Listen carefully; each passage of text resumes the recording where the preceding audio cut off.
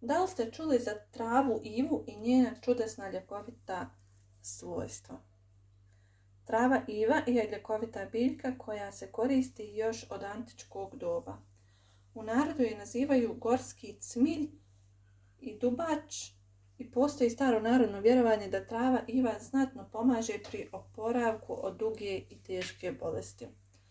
Čaj od trave ive liječi grčeve, čisti krv, jača odbrambeni sistem čovjekovog tijela, odlično djeluje protiv hemoroida, liječi probavne i dišne organe, pomaže čak i kod tuberkuloze.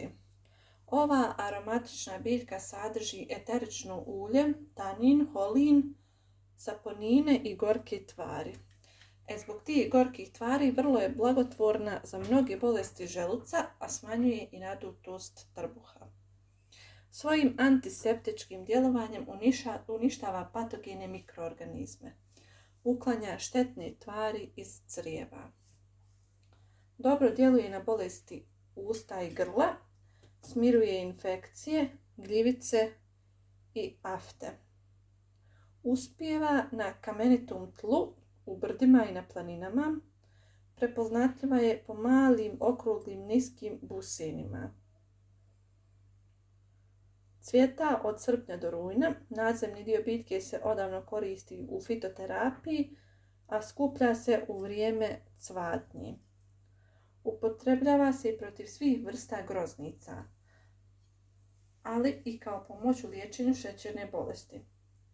Tinktura trave ive pomaže kod bolesti jetri i žuči jer potiče stvaranje i protok žučne kiseline, a balzam ublažava simptome reume.